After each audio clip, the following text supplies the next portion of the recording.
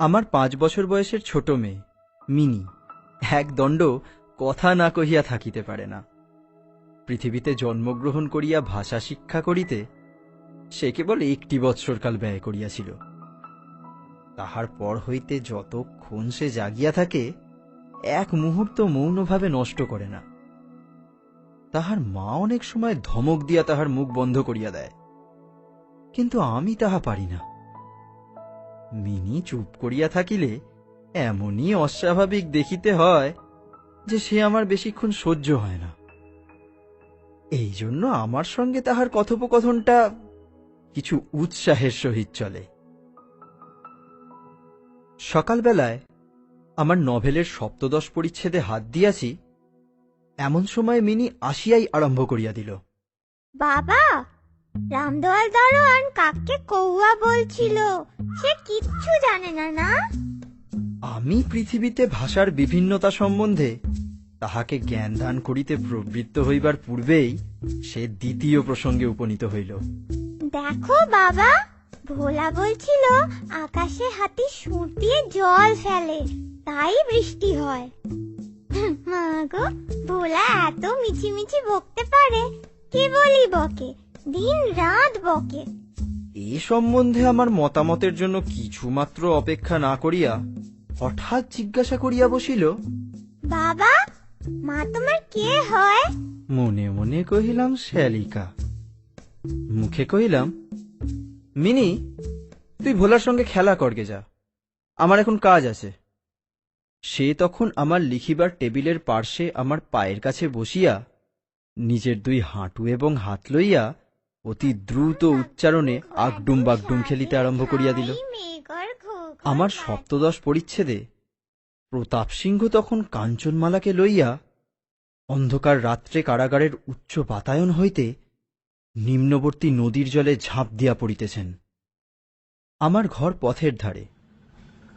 হঠাৎ মিনি আগডুম বাগডুম খেলা রাখিয়া জানলার ধারে ছুটিয়া গেল এবং চিৎকার করিয়া ডাকিতে লাগিল, কাবুলিওয়ালা, ও কাবুলিওয়ালা! ময়লা ঢিলা কাপড় পরা, পাগড়ি মাথায়, ঝুলি ঘাড়ে, হাতে গোটা 2-4 আঙুরের বাক্স, এক লম্বা কাবুলিওয়ালা মৃদুমন্দ গমনে পথ দিয়া যাইতেছিল। তাহাকে দেখিয়া আমার কন্যারত্নের কিরূপ ভাবোদয় হইল বলা শক্ত, তাহাকে ঊর্ধ্বশ্বাসে ডাকাডাকি আরম্ভ করিয়া দিল, কাবুলিওয়ালা, ও কাবুলিওয়ালা!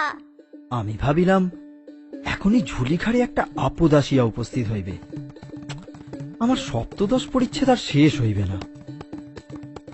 কিন্তু মিনির চিৎকারে যেমনই কাবুলিওয়ালা হাসিয়া মুখ ফিরাইল এবং আমাদের বাড়ির দিকে আসিতে লাগিল, অমনি সে ঊর্ধ্বশ্বাসে অন্তঃপুরে দৌড় দিল। তাহার আর চিহ্ন দেখিতে পাওয়া গেল না। তাহার মনের মধ্যে একটা অন্ধ বিশ্বাসের মতো ছিল যে ওই ঝুলিটার ভিতর সন্ধান করিলে তাহার মতো 2-4টে জীবিত মানব সন্তান পাওয়া যাইতে পারে। এদিকে কাবুলিওয়ালা আসিয়া সহাস্যে আমাকে সেলাম করিয়া দাঁড়াইল। আমি ভাবিলাম, যদিচ প্রতাপ সিংহ এবং কাঞ্চনমালার অবস্থা অত্যন্ত সংকটাপন্ন, তথাপি লোকটাকে ঘরে ডাকিয়া আনিয়া তাহার কাছ হইতে কিছু না কেনাটা ভালো হয় না। কিছু কেনা গেল। তাহার পর 5টা কথা আসিয়া পড়িল। আব্দুর রহমান, রুশ, ইংরেজ প্রভৃতি লইয়া সীমান্ত রক্ষানীতি সম্বন্ধে গল্প চলিতে লাগিল। অবশেষে উঠিয়া যাইবার সময় সে জিজ্ঞাসা করিল, বাবু, তোমার লাড়কি কোথায় গেল? আমি মিনির অমূলক ভয় ভাঙাইয়া দিবার অভিপ্রায়ে তাহাকে অন্তঃপুর হইতে ডাকাইয়া আনিলাম। সে আমার গা ঘেঁষিয়া কাবুলির মুখ এবং ঝুলির দিকে সন্দিগ্ধ নেত্রক্ষেপ করিয়া দাঁড়াইয়া রহিল। কাবুলি ঝুলির মধ্য হইতে কিসমিস খোবানি বাহির করিয়া তাহাকে দিতে গেল। সে কিছুতেই লইল না, দ্বিগুণ সন্দেহের সহিত আমার হাঁটুর কাছে সংলগ্ন হইয়া রহিল। প্রথম পরিচয়টা এমনিভাবে গেল। কিছুদিন পরে একদিন সকালবেলায় আবশ্যকবশত বাড়ি হইতে বাহির হইবার সময় দেখি আমার দুহিতাটি দ্বারের সমীপস্থ বেঞ্চির উপর বসিয়া অনর্গল কথা কহিয়া যাইতেছে। ও কাবুলিওয়ালা, শোনো না শোনো না, জানো ভোলাটা কি বোকা। ভোলা না এবং বলছিল কাবুলিওয়ালা তাহার আকাশে পদতলে বসিয়া সত্যি জল সহাস্য মুখে শুনিতেছে এবং মধ্যে মধ্যে প্রসঙ্গক্রমে নিজের মতামত দোআঁশলা বাংলায় ব্যক্ত করিতেছে। মিনির পঞ্চবর্ষীয় জীবনের অভিজ্ঞতায় বাবা ছাড়া এমন ধৈর্যবান শ্রোতা সে কখনো পায় নাই। আবার দেখি তাহার ক্ষুদ্র আঁচল বাদাম কিসমিসে পরিপূর্ণ। আমি কাবুলিওয়ালাকে কহিলাম, উহাকে এসব কেন দিয়াছ? অমন আর দিও না। বলিয়া পকেট হইতে একটা আধুলি লইয়া তাহাকে দিলাম। সে অসংকোচে আধুলি গ্রহণ করিয়া ঝুলিতে পুরিল। বাড়িতে ফিরিয়া আসিয়া দেখি সেই আধুলিটি লইয়া 16 আনা গোলযোগ বাঁধিয়া গেছে। মিনির মা একটা শ্বেত চকচকে গোলাকার পদার্থ লইয়া ভর্ৎসনার স্বরে মিনিকে জিজ্ঞাসা করিতেছেন, তুই এ আধুলি কোথায় পেলি? কাবুলিওয়ালা দিয়েছে। কাবুলিওয়ালার কাছ হইতে আধুলি তুই কেন নিতে গেলি? মিনি ক্রন্দনের উপক্রম করিয়া কহিল, আমি চাইনি, সে আপনি দিলে। আমি আসিয়া মিনিকে তাহার আসন্ন বিপদ হইতে উদ্ধার করিয়া বাহিরে লইয়া গেলাম। সংবাদ পাইলাম, কাবুলিওয়ালার সহিত মিনির এই যে দ্বিতীয় সাক্ষাৎ তাহা নহে, ইতিমধ্যে সে প্রায় প্রত্যহ আসিয়া পেস্তা বাদাম ঘুষ দিয়া মিনির ক্ষুদ্র লুব্ধ হৃদয়টুকু অনেকটা অধিকার করিয়া লইয়াছে। দেখিলাম এই দুটি বন্ধুর মধ্যে গুটিকতক বাঁধা কথা এবং ঠাট্টা প্রচলিত আছে, যথা রহমতকে দেখিবা মাত্র আমার কন্যা হাসিতে হাসিতে জিজ্ঞাসা করিত, কাবুলিওয়ালা, ও কাবুলিওয়ালা, তোমার ও ঝুলির ভেতর কি? রহমত একটা অনাবশ্যক চন্দ্রবিন্দু যোগ করিয়া হাসিতে হাসিতে উত্তর করিত, হাতি। অর্থাৎ তাহার ঝুলির ভিতরে যে একটা হস্তি আছে, এইটাই তাহার পরিহাসের সূক্ষ্ম মর্ম। খুব যে বেশি সূক্ষ্ম তাহা বলা যায় না, তথাপি এই পরিহাসে উভয় বেশ একটু কৌতুক অনুভব করিত। এবং শরৎকালের প্রভাতে একটি বয়স্ক এবং একটি অপ্রাপ্তবয়স্ক শিশুর সরল হাস্য দেখিয়া আমারও বেশ লাগিত। উহাদের মধ্যে আরো একটা কথা প্রচলিত ছিল। রহমত মিনিকে বলিত, খকি, তুমি শ্বশুর বাড়ি কখনো যাবে না। বাঙালির ঘরের মেয়ে আজন্মকাল শ্বশুরবাড়ি শব্দটার সহিত পরিচিত, কিন্তু আমরা কিছু একেলে ধরনের লোক হওয়াতে শিশু মেয়েকে শ্বশুরবাড়ি সম্বন্ধে সজ্ঞান করিয়া তোলা হয় নাই। এই জন্য রহমতের অনুরোধটা সে পরিষ্কার বুঝিতে পারিত না, অথচ কথাটার একটা কোনো জবাব না দিয়া চুপ করিয়া থাকা নিতান্ত তাহার স্বভাব বিরুদ্ধ। সে উল্টিয়া জিজ্ঞাসা করিত, তুমি শ্বশুর বাড়ি যাবে? রহমত কাল্পনিক শ্বশুরের প্রতি প্রকাণ্ড মোটা মুষ্টি আস্ফালন করিয়া বলিত, আমি শ্বশুরকে মারবে। শুনিয়া মিনি শ্বশুর নামক কোনো এক অপরিচিত জীবের দুরবস্থা কল্পনা করিয়া অত্যন্ত হাসিত। এখন শুভ্র শরৎকাল। প্রাচীনকালে এই সময়ই রাজারা দিগ্বিজয়ে বাহির হইতেন। আমি কলিকাতা ছাড়িয়া কখনো কোথাও যাই নাই, কিন্তু সেই জন্যই আমার মনটা পৃথিবীময় ঘুরিয়া বেড়ায়। আমি যেন আমার ঘরের কোণে চিরপ্রবাসী। বাহিরের পৃথিবীর জন্য আমার সর্বদা মন কেমন করে। একটা বিদেশের নাম শুনিলেই অমনি আমার চিত্ত ছুটিয়া যায়। তেমনি বিদেশি লোক দেখিলেই অমনি নদী পর্বত অরণ্যের মধ্যে একটা কুটিরের দৃশ্য মনে উদয় হয় এবং একটা উল্লাসপূর্ণ স্বাধীন জীবনযাত্রার কথা কল্পনায় জাগিয়া ওঠে। এদিকে আবার আমি এমনই উদ্ভিজ্জ প্রকৃতি যে আমার কোনটুকু ছাড়িয়া একবার বাহির হইতে গেলে মাথায় বজ্রাঘাত হয়। এই জন্য সকালবেলায় আমার ছোট ঘরে টেবিলের সামনে বসিয়া এই কাবুলির সঙ্গে গল্প করিয়া আমার অনেকটা ভ্রমণের কাজ হইত। দুই ধারে বন্ধুর দুর্গম দগ্ধ রক্তবর্ণ উচ্চ গিরিশ্রেণী, মধ্যে সংকীর্ণ মরুপথ, বোঝাই করা উষ্ট্রের শ্রেণী চলিয়াছে। পাগড়ি পরা বণিক ও পথিকেরা কেহ বা উটের পরে, কেহ বা পদব্রজে, কাহারো হাতে বর্ষা, কাহারো হাতে সেকেলে চকমকি ঠোকা বন্দুক, কাবুলি মেঘমন্দ্র স্বরে ভাঙা বাংলায় স্বদেশের গল্প করিত। আর এই ছবি আমার চোখের সম্মুখ দিয়া চলিয়া যাইত। মিনির মা অত্যন্ত শঙ্কিত স্বভাবের লোক। রাস্তায় একটা শব্দ শুনিলেই তাহার মনে হয় পৃথিবীর সমস্ত মাতাল আমাদের বাড়িটাই বিশেষ লক্ষ্য করিয়া ছুটিয়া আসিতেছে। এই পৃথিবীটা যে সর্বত্রই চোর, ডাকাত, মাতাল, সাপ, বাঘ, ম্যালেরিয়া, শুঁয়োপোকা, আরশোলা এবং গোড়ার দ্বারা পরিপূর্ণ, এতদিন পৃথিবীতে বাস করিয়াও সেই বিভীষিকা তাহার মন হইতে দূর হইয়া যায় নাই। রহমত কাবুলিওয়ালা সম্বন্ধে তিনি সম্পূর্ণ নিঃসংশয় ছিলেন না। তাহার প্রতি বিশেষ দৃষ্টি রাখিবার জন্য তিনি আমাকে বারবার অনুরোধ করিয়াছিলেন। আমি তাহার সন্দেহ হাসিয়া উড়াইয়া দেবার চেষ্টা করিলে তিনি পর্যায়ক্রমে আমাকে গুটিকতক প্রশ্ন করিলেন। কখনো কি কাহারও ছেলে চুরি যায় না? কাবুল দেশে কি দাস ব্যবসা প্রচলিত নাই? একজন প্রকাণ্ড কাবুলির পক্ষে একটি ছোট ছেলে চুরি করিয়া লইয়া যাওয়া একেবারে কি অসম্ভব? আমাকে মানিতে হইল। ব্যাপারটা যে অসম্ভব তাহা নহে, কিন্তু অবিশ্বাস্য। বিশ্বাস করিবার শক্তি সকলের সমান নহে। এই জন্য আমার স্ত্রীর মনে ভয় রহিয়া গেল। কিন্তু তাই বলিয়া বিনা দোষে রহমতকে আমাদের বাড়িতে আসিতে নিষেধ করিতে পারিলাম না। প্রতি বৎসর মাঘ মাসের মাঝামাঝি রহমত দেশে চলিয়া যায়।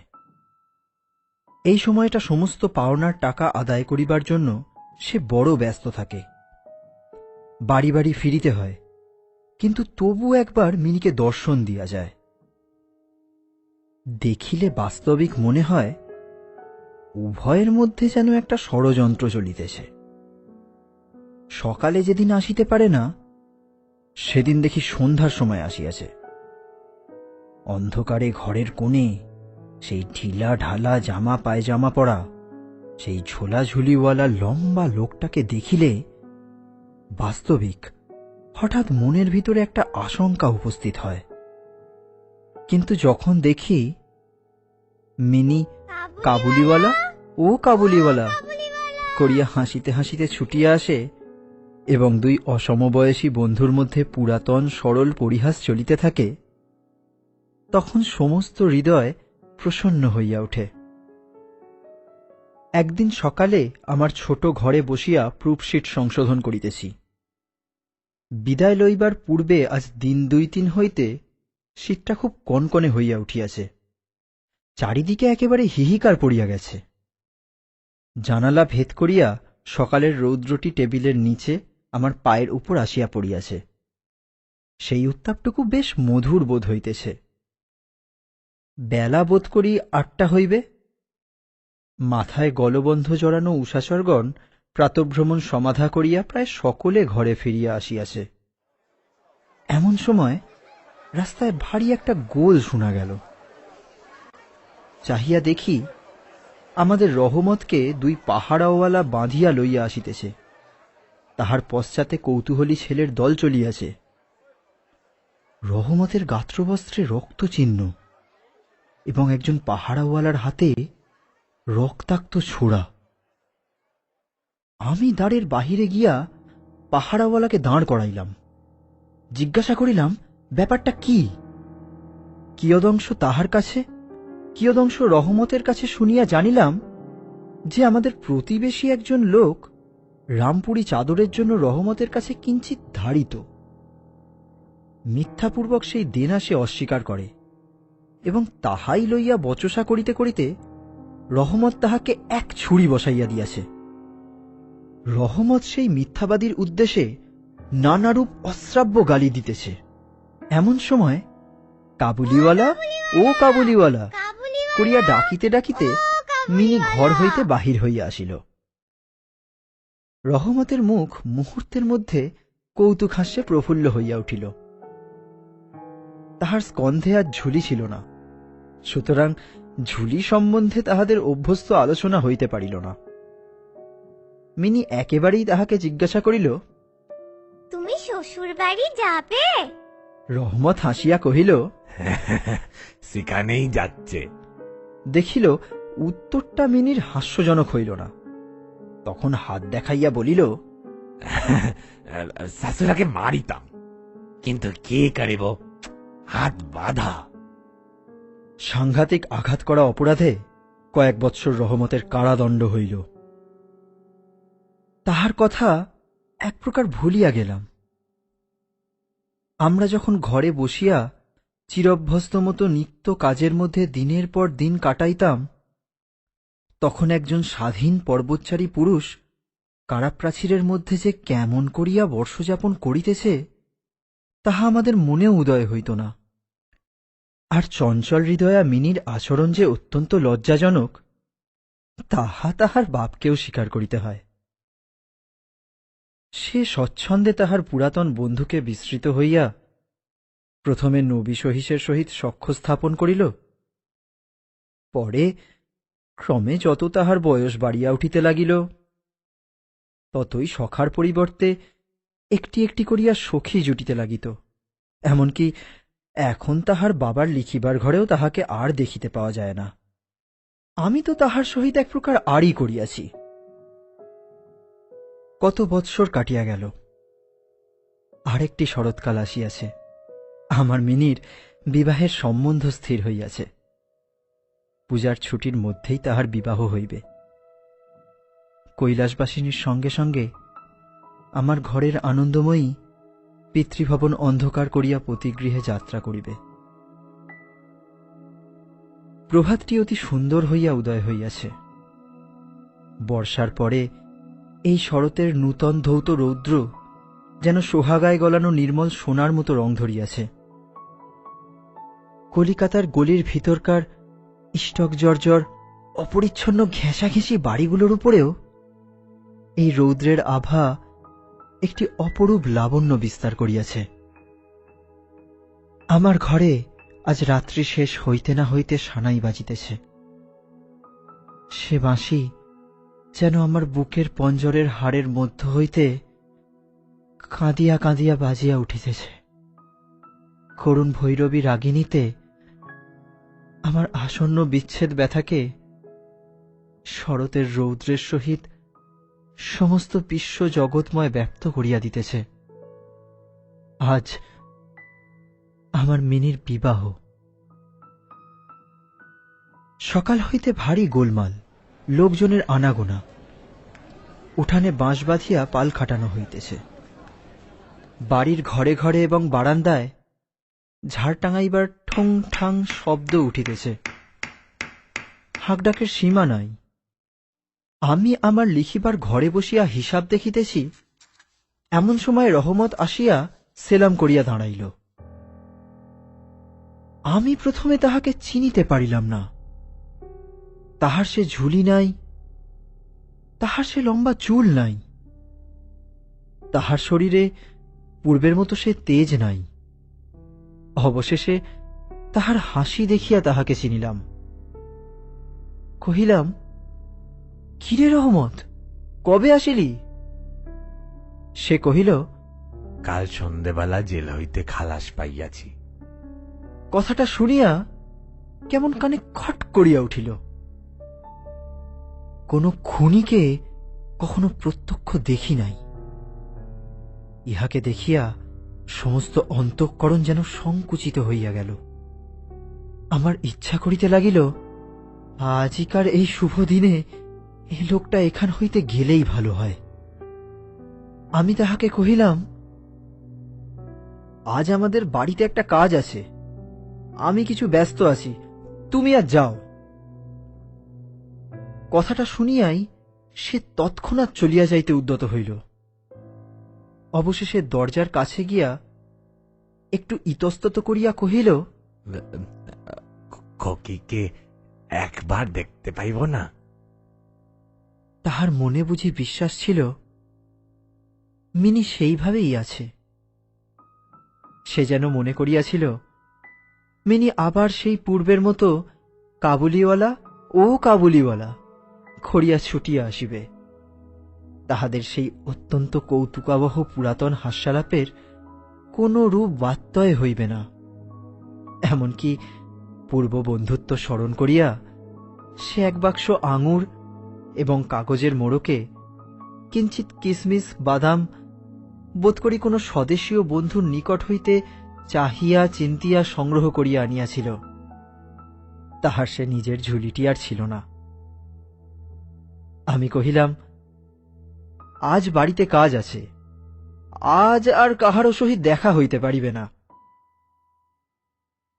সে যেন কিছু ক্ষুণ্ণ হইল, স্তব্ধভাবে দাঁড়াইয়া একবার স্থির দৃষ্টিতে আমার মুখের দিকে চাহিল।